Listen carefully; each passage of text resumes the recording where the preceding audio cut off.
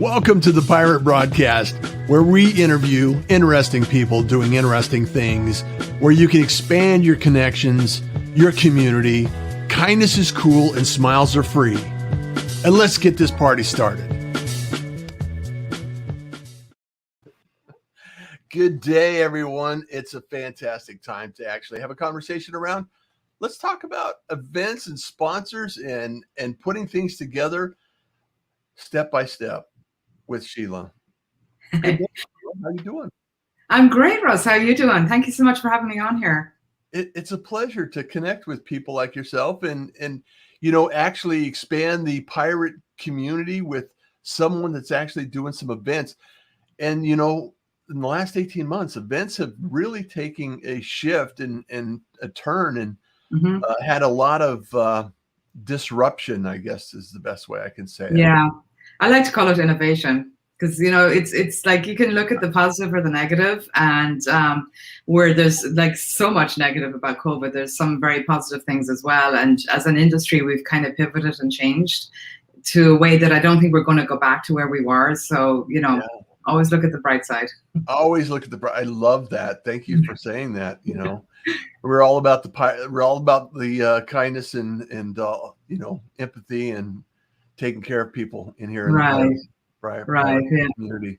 So give us some examples of how innovation has taken hold, because I have some examples on my experience on my side in doing video and live streaming some events, but what are some other examples that you've experienced in the last 18 months? That's a big part of it. So I remember like back in March of 2020 being on calls, several times with a bunch of event planners and business owners, just trying to figure out what we're going to do. There was like huge events getting canceled.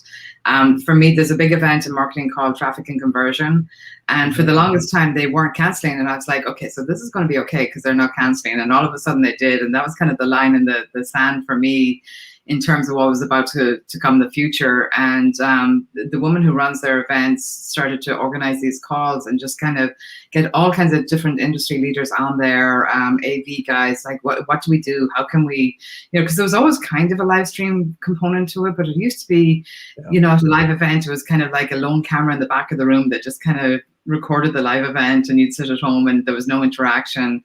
And I know some people had started to break out into businesses where it was more kind of a the spot roving reporter type of thing. So it was more, the live stream was more of a broadcast where somebody was kind of running it and doing interviews and things like that, which made it more interesting. But all of a sudden we had to just totally pivot from having, several thousand people in a ballroom to having several thousand people on individual computers in their living rooms. So that was a big change. And I think people pivoted very quickly. A lot of new technology came out. A lot of new studios were formed. I mean, Tony Robbins did something with, I think it was like 100,000 people live online. I mean, that's crazy. Like if you said that to you in 2019, you not something anyone would want to do. Well, yeah, I mean, it's amazing. And fortunately, we have some of the technology that allows us to actually engage with people online like this. Right.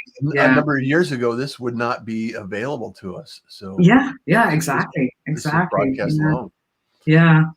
I mean, and even just on a personal level, like I know definitely for me, because I've always been kind of like a back of the room type of girl. I didn't like to be in the spotlight. And the thought of like, even prior to this, if people wanted to do a Zoom call to discuss something, I was like off video and, just kind of hiding and on mute most of the time. So I'm a little bit of an introvert. So it really caused us introverts to kind of get out of our way and just be like, okay, this is the new norm. This is how you have a conversation now. You look at a green dot on the computer versus the person on the screen. It's so different. It is so different. And I see, as far as event planners and events in general, that we'll probably start seeing a lot more hybrid events. I've been doing where I've had a camera in the event itself, and then we're live streaming multiple cameras from the event to the social media streams. Yeah. And I think there's a huge opportunity in that as well. Probably about, I think it was about 2017, a good friend of mine, Ken Crowell, had created a business doing that. And we did a couple of events where we had like an MC who was just for the camera, and we were doing interviews with the attendees. And it was a really great thing, but it was kind of a little bit before its time and never really took traction.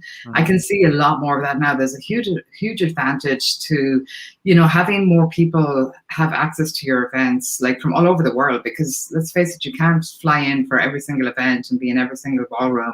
And if you can create that experience for people at home, you know, I think, honestly, I think there's nothing like being there live just for the networking and the experience. Yeah. But if you can somehow simulate that experience at home as well, I think, you know, you're onto a winner for sure.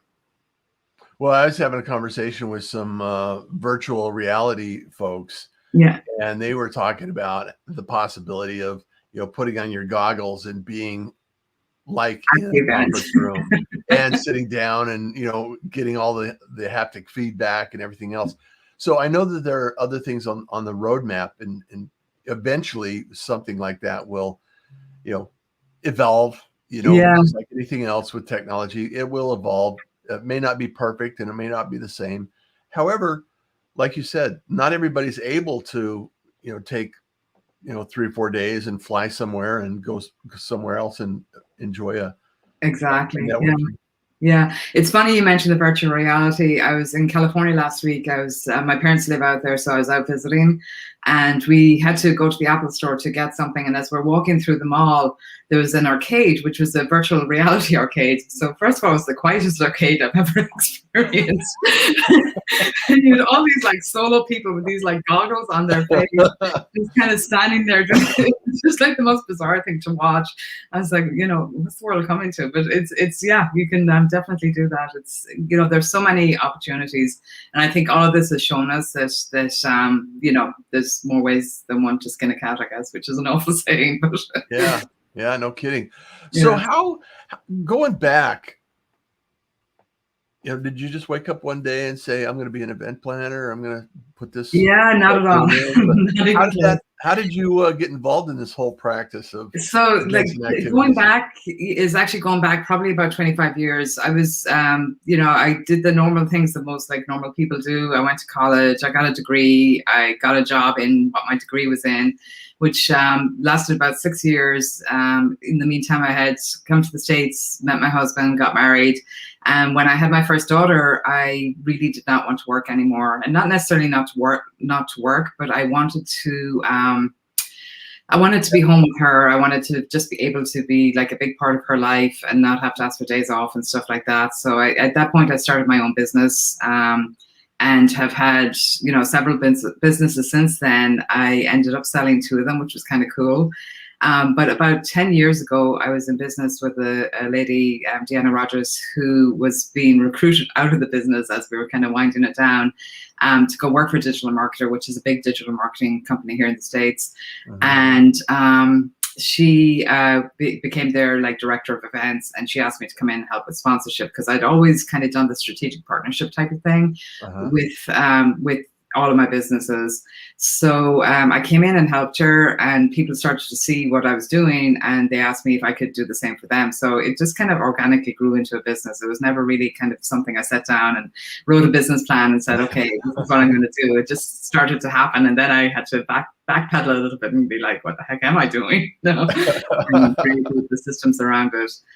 So it was, you know, like through all my businesses, some of them kind of seem random, but the thread that's kind of always gone through them is just the networking, the strategic partnerships. I feel like there's a great benefit in having a good network of people. You can really help each other out. I call it leverage, and I don't want it to sound like I don't know, sometimes leverage to me sounds like using people. It certainly isn't, but you can just have these relationships with people that just kind of propel you forward or propel them forward, or both, you know, and it's amazing. It's magical. It is magical because I see it as co-opetition. You know, we're all helping each other. We're all helping each other grow. And just like athletics, you know, having competition and having somebody there to help you measure your results is continuing. Yeah, pay source. Yeah. Yeah, absolutely. Absolutely. Yeah. And it's like if you come from a place of abundance, which, that's just a personal choice. There's nothing to do with what's out there, in my opinion, anyway. So if Yeah. you come from a place of abundance, it's never a case of you're never losing. You're always gaining. Like, and every time you give, you gain even more. So it's a much nicer way to be. It is a much nicer way to be. Yeah. So is there like some magic secret? Because a lot of people, especially podcasters these days, and we were talking before the show a little bit about podcasting and Yeah. live streaming, and a lot of them say, well, I want to get enough viewers to get a sponsor. And I think that model is could It's be kind of turned backwards. upside down. Yeah, And, exactly. and you can do partnerships and grow communities around an idea. And like yourself, you have a process that you actually share with people about sponsorships and making events profitable, I would imagine. Yeah. Yeah. I mean, that's the goal, right? Exactly. Yeah. And sometimes it's not about quantity, it's about quality. So if you have a small group of the ideal target client for your sponsor, I mean, that's golden. Why would they not want to do that? So it's kind of like we said, it was kind of backwards the way people go at it. I always kind of start at the end and like, what kind of group have I gathered? What's their demographic? And I don't mean demographic, male, female, that kind of stuff. I mean, what are they passionate about? What are they trying to achieve? What is it in your podcast that draws them back every time? What transformation are they looking to make? And then who else besides myself could make, and I mean you when I say myself, who else besides yourself could help them with that transformation? What kind of resources do they need? And so that's the type of sponsor you want to bring in. And that can be difficult sometimes, especially if you have like a broader subject area. To figure out like, what's the common thing that these people are looking to find or are looking to help them. But if you can approach a sponsor and say, I have, a couple of hundred of these people who are super engaged and they need you and this is why they need you. And like you say, you could do it with as a strategic partnership or a joint venture or an affiliate program. And I'm happy to explain all of those if you think your audience might not be familiar with them. Well, I think we got your link down here, finding sponsors. So yeah. connectedsponsors.com/ finding sponsors. Yeah. So what I do with that is it's just like it's where to find your real low hanging fruit sponsors. And I do like a 15-minute training on how to do that. And it's really just to kind of stimulate your mind, and because you'll see some stuff in there and then it will remind you of something else, which will remind you of something else. And it kind of gets you going, because that's the hard thing with anything is getting traction initially. And if you don't get that traction initially, sometimes you kind of give up and you're like, oh, this is just impossible, but if you can get going quickly, then when it gets difficult, you can kind of persevere. And the reality is a lot of us, because we haven't experienced it, we really don't know what is possible. It goes back to your mindset of abundance. It's like, why wouldn't that company want exposure to this community? Yeah. Why wouldn't we want to share? Yeah. Why wouldn't we want to share this talent with this community? Exactly. One of my favorite sayings is a confused mind says no. So it's like getting that clarity initially will give you the confidence to kind of go out and sometimes you have to sell the idea to a sponsor as well, because they may even be saying, why would I want this? And once you like show them the value of having it, then they're like, oh, actually that's a really good idea. Yeah. Well, let's walk through a little bit, just kind of a high level thought process. Yeah. Because I think it's important for the community to understand that you can help a lot of people that may not know they even need help. Right. You know what I'm saying? Yeah. I just love the way you put it. So if we can plant seeds and nurture this concept that you do have an opportunity to have sponsors, there's not a limitation that you can't, because everybody wants to be seen, everybody wants to be heard, everybody wants a little bit of exposure, building authority.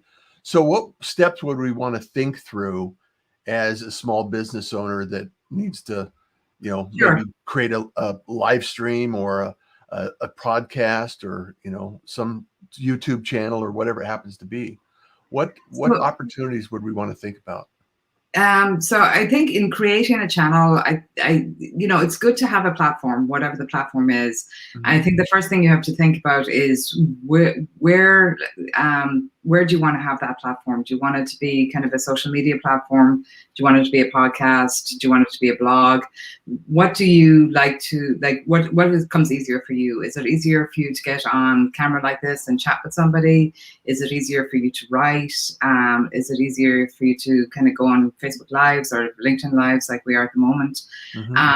You know, so find the platform that's going to suit you versus, you know, the best platform or the current, like, you know, exciting platform. I don't know if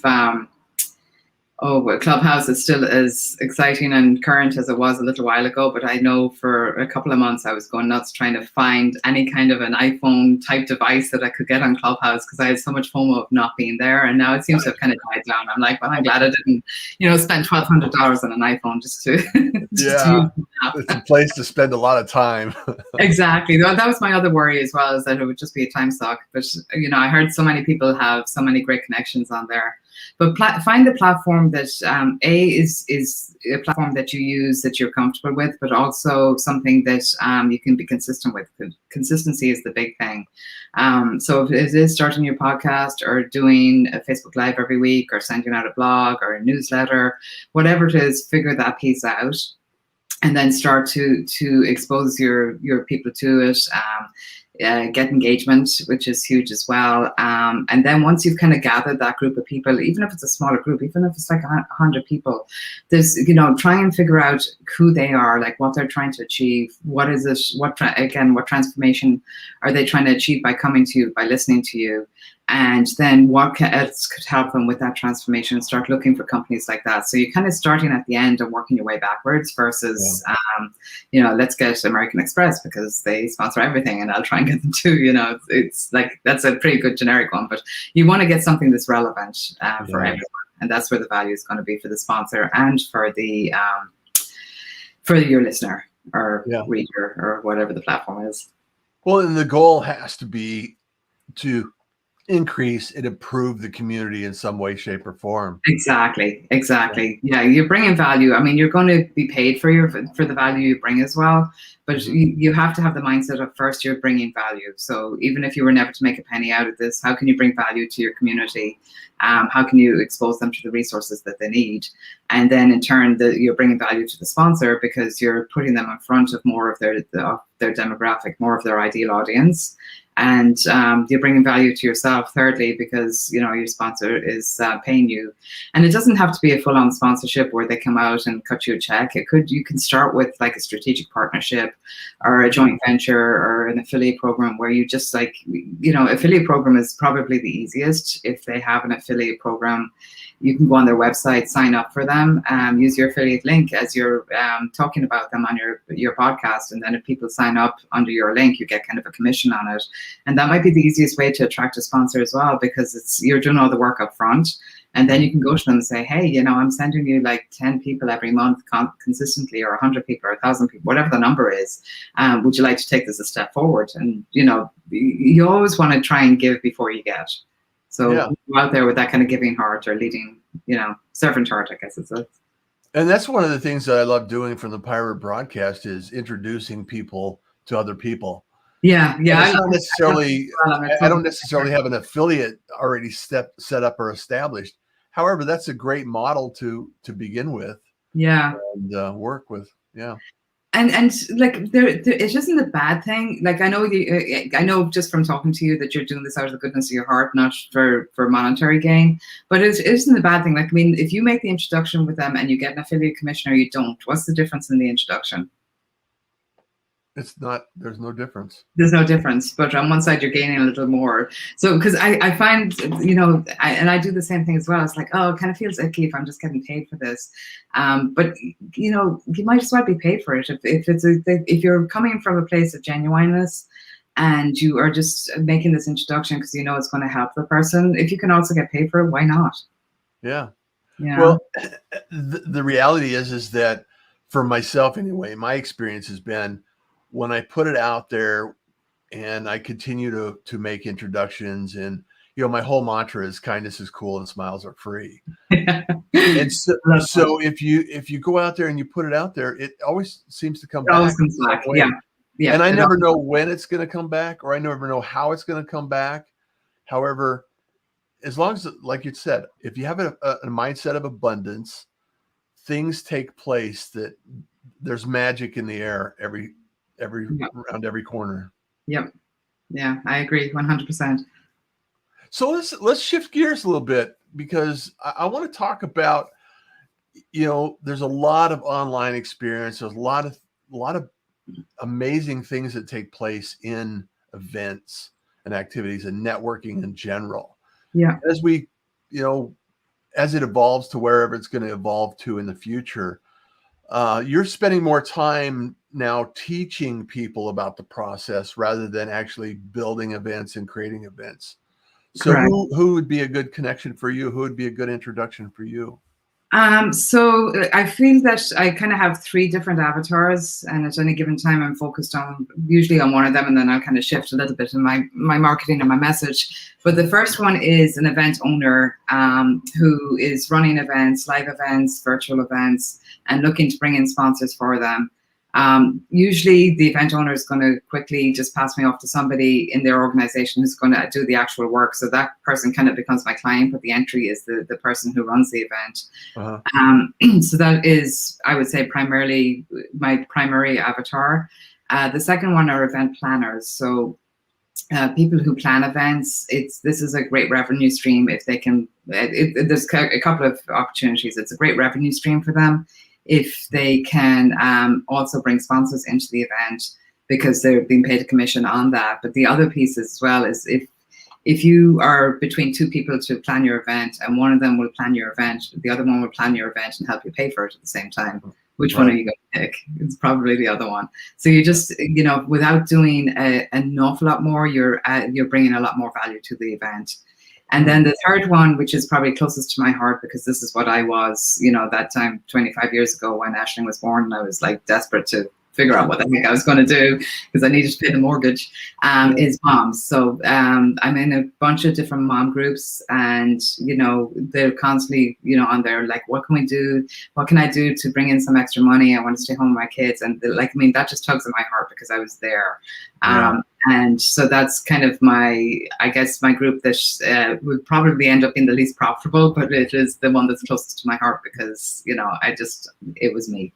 Yeah. I love entrepreneurs and, startup groups and things like that. So I always pour into it and like to shine the light on people that are doing great things like yourself. So, well, saying that, I think you and I would be a great JV partner, or somebody that could actually, return comments, introductions, meet people. Absolutely. Yeah. Yeah. Because in the Pirate Syndicate is designed to remove the technological overwhelm out of the equation for the people that are doing an event. We'll live stream, we'll put it up, we'll set it up, we'll get the the social media in place, we'll do all the graphics and some of those elements that are sometimes challenging for individuals to take care of and get done. And that's like the type of person who puts on an event like that, an entrepreneur. They're very kind of they're very driven, and they're very they're creative. They're looking to get things done. They're not looking to do the things. Yeah. Which is an awful way of describing it, but so they are looking for that. They're looking for the done for me. I have this huge idea. It's not something I'm willing to just do on my own. I need to bring in the professionals to get it done. So this is perfect for that. We were chatting, the few minutes we were chatting before we went on air here, I already have like a list of about 5 or 6 people I'm introducing to, because it's just, you're perfect for what they'd want to do. So yeah, I think there's going to be great synergy between us in the future. And I think also I would really love to see a course that someone like yourself could create to talk about people, just smaller entrepreneurs that are, looking for, authors, speakers, coaches, that would a short course that would teach them how to put together an event, how to create an activity that would achieve more visibility. Yeah. And I think with the right coordination and the combination of elements in the course and elements in the event and live streaming, I think we could come up with something creative. Yeah, I think we could probably do that together. I think we've maybe just started a new business. Yay. There we go. You never know what's going to happen on the Pirate broadcast. So, and so you're on the East Coast time, so you're out there. It's a little later in the morning for you. Yep. And I think I read where you're originally from Dublin, aren't you? So I'm actually originally from Galway in Ireland. I went to college in Dublin, so I was there for like my last 4 years, and I came here right out of college. So yep, Ireland's small anyway. It's very easy. You can almost reach out with one hand and touch the other side of the country. Not quite, but it's only 300 miles across. So, or sorry, 100 miles across, 300 miles. Well, it didn't sound like a Boston accent, true. Yeah. Well, there's so many Irish over here. It probably does sound a little bit like a Boston accent. Probably to a certain extent. Well, Sheila, it's been a pleasure talking to you, and I really appreciate the fact that you joined us today and showed up and so all of this content will be presented on russjohns.com, and everyone, you can join Sheila. Go to connectedsponsors.com/finding sponsors. Learn a little bit more about what it is that you're doing, and growing your business is always a way. It's a creative process, and so take a moment and make the connection. Say you're a pirate. Tell Sheila, hey, I'm a pirate. Let's connect. And where do you like people to connect with you, Sheila? So I'm mainly on Facebook. I'm on LinkedIn as well. Okay. I'm trying to get better at LinkedIn. So Facebook, you always, I think, have one platform that you're really comfortable with, and Facebook is that for me. I always have people ask me to connect on Instagram, and I know I have an account. I'm not quite sure how to get into it, so probably the least best place. I think you can tell a person's age by their social media, where they are. There you go. There you go. Well, thank you so much for being here. And as always, pirates, thank you for being here as well. And I love that we can connect, collaborate, and make a difference, because kindness is cool, smiles are free, and you enjoy the day. Take care.